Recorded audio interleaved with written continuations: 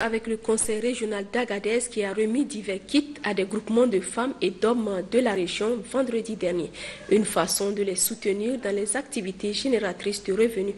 Assadek Algabit, Ibrahim Amadou.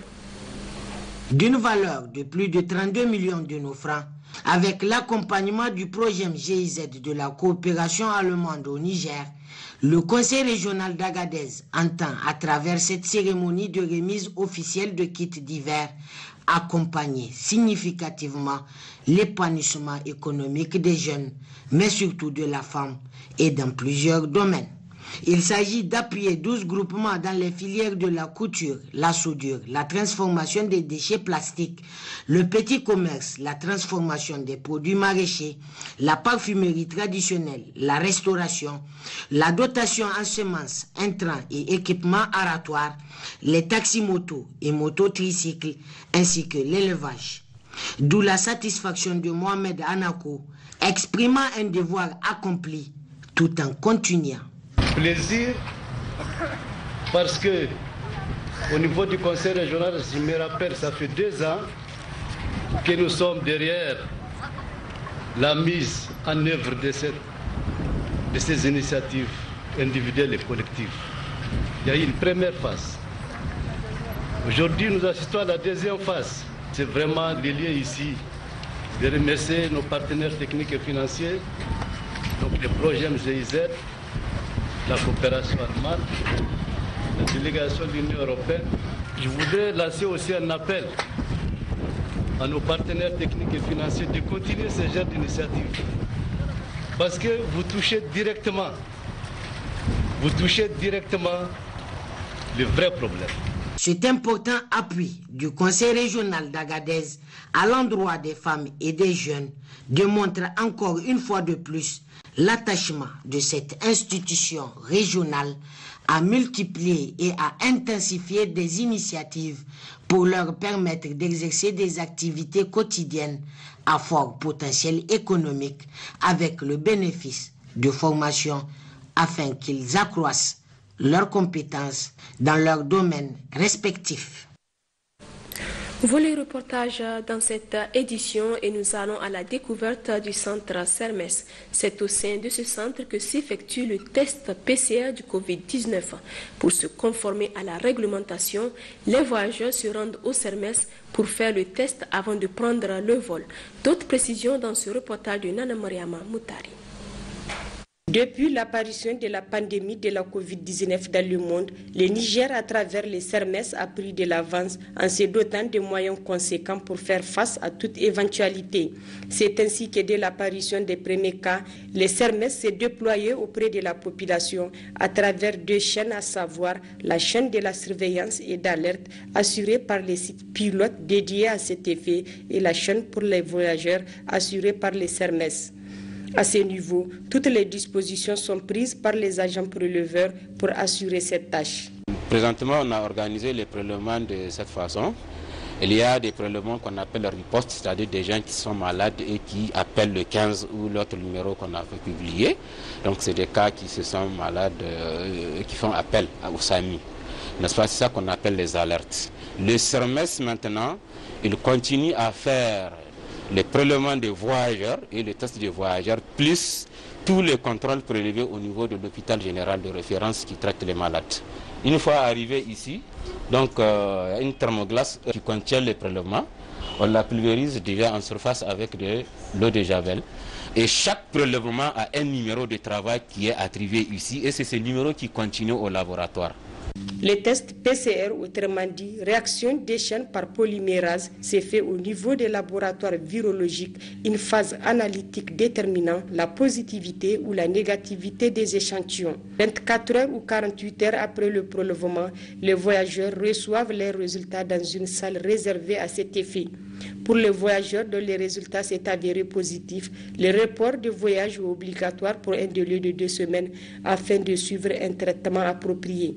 Retenez que le test PCR est gratuit pour les cas suspects, contacts, alertes et les gens qui s'adonnent volontairement à les faire. Le prélèvement se fait soit à domicile, dans les structures sanitaires, au niveau du village chinois ou sous la supervision d'une équipe de riposte.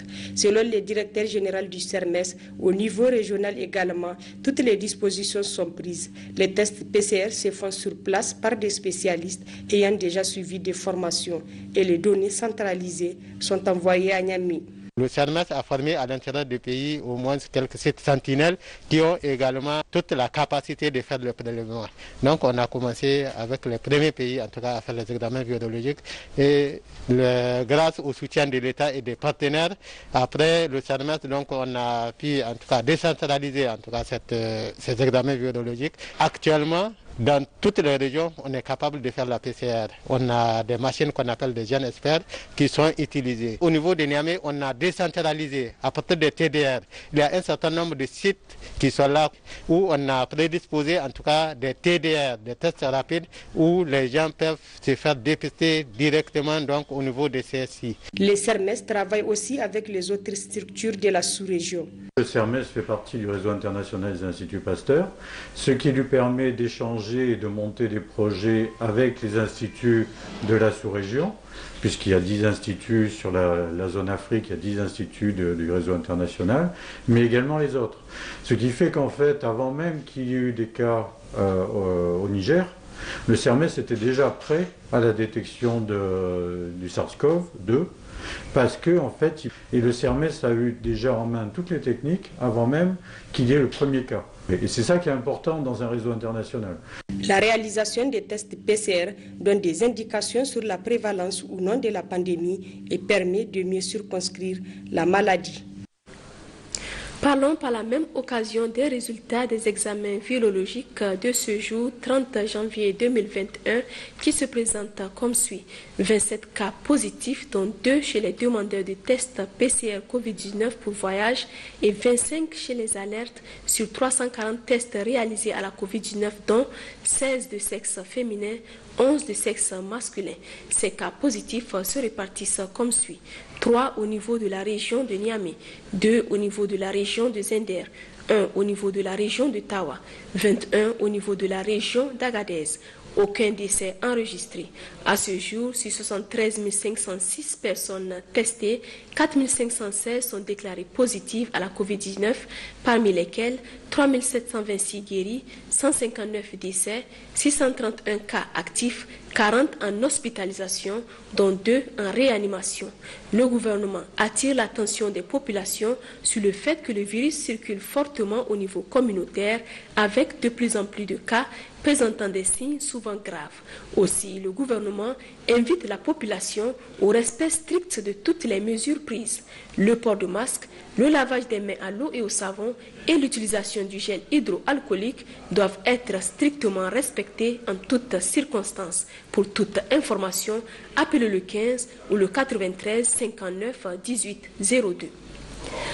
À Dosso, le collège d'enseignement général du village d'Affolé, dans le département de Dogondouchi, créé il y a 5 ans, se différencie à mal des autres établissements par ses mauvais résultats.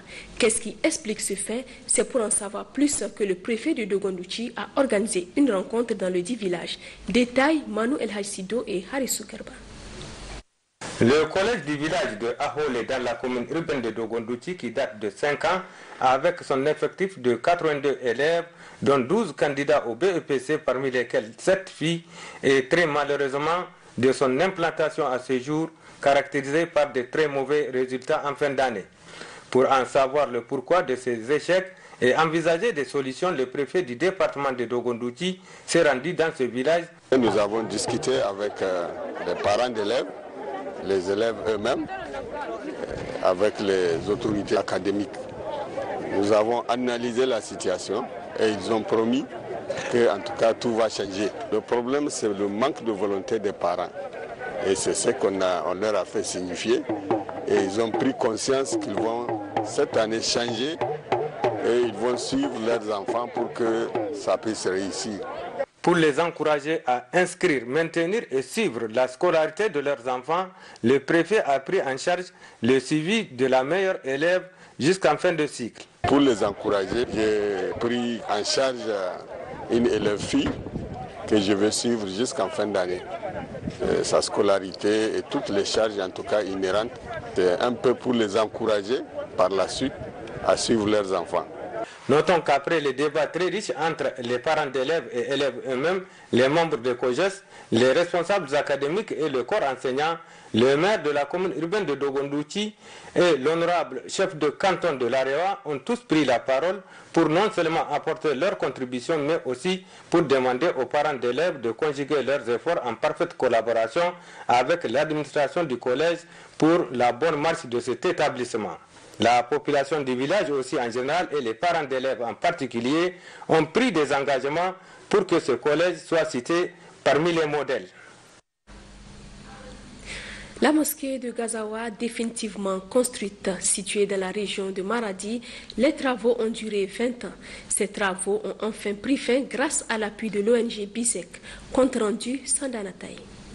La nouvelle mosquée de vendredi de Gazawa est enfin inaugurée en ce jour saint de l'islam. Une mosquée dont les travaux ont duré un peu plus de 20 ans, faute de moyens. En dépit des efforts consentis par la population de Gazawa, avec à sa tête le préfet, le maire, le chef de canton et le chef du village. Grâce à ces efforts, les travaux ont été exécutés jusqu'au Lanto. Mais il a fallu l'intervention de l'ONG BISEG pour être achevé. Aujourd'hui donc, ce monument dont les minarets surplombent désormais la ville devient une fierté de la population de Gazawa et environ. D'une capacité de 6000 places assises, dont 3000 à l'intérieur de ce lieu de culte, cette mosquée de vendredi est équipée de latrines et robinets pour les ablutions, d'un kit solaire et d'un forage réalisé par un opérateur économique ressortissant de Tessawa. Cette cérémonie inaugurale a enregistré la présence des autorités administratives, coutumières et religieuses, dont les chefs de canton de Hawandawaki, Baudeta, Ourafan, Tessawa, Agé et Saïsaboua, mais aussi d'une forte délégation des leaders religieux et opérateurs économiques du Nigeria, conduite par Namadi, composée notamment de Malam Moudaha, Massanin Keita, l'imam de Dankama. Avant les deux rakats de vendredi, dirigés par Liban Hadi, les leaders religieux ont dans leur khutbat rappelé l'importance et la récompense de ceux qui mettent leurs moyens pour construire une mosquée et appeler à l'unité, la paix et la cohésion sociale, la prospérité et le développement du Niger. Ensuite, les mots du chef de canton de Gazawa, Maman Sani Maroussa, du maire de Gazawa, Adamou Adjé, du préfet de Gazawa, Yahouza Al-Kassoum, qui ont remercié l'ONG BISEG pour avoir pris en charge les travaux de finition de cette mosquée. Enfin, Ibrahim Ceylan a mis à profit cette cérémonie inaugurale pour présenter à l'assistance son ONG. Elle est présente dans les communes de la région de Maradi depuis plus de 15 ans. Elle intervient dans les domaines de la santé, l'élevage, l'hydraulique et des mosquées ont été construites. Cette année encore, l'ONG a en perspective la construction de 4 autres mosquées et des classes en matériaux définitifs dans plusieurs écoles de la région de Maradi. Télé Sahel tirait la sonnette d'alarme récemment. Hier, nous assistons depuis un certain temps à la recrudescence des incendies et des feux de brousse dans notre pays. Malheureuse coïncidence, un incendie s'est déclaré ce matin dans les locaux d'une grande surface de la place. Point sur l'incendie et les sempiternels conseils d'usage avec Amadou Issoufou et Suleiman Wali. Oui, bonjour. 5 heures du matin, la prompte réaction des éléments du 8e groupement régional d'incendie de secours, appuyé pour la circonstance par les riverains du 2e arrondissement de Niamey, n'a pas pu circonscrire la furie des flammes. Un feu soudain, dévastateur, qui a fini par tout consumer sur son passage. L'origine du feu, selon les informations recueillies sur place, donc il s'agissait en réalité d'un fil électrique qui était tombé sur des salons. Donc, dans un atelier de menuiserie. Donc, au niveau du lieu même, en fait, les deux entrepôts, il y avait un atelier de menuiserie qui faisait face aux deux entrepôts. Donc le fil électrique est tombé sur l'atelier de menuiserie, ce qui a déclenché le feu. Et ce même feu-là a continué au niveau des entrepôts.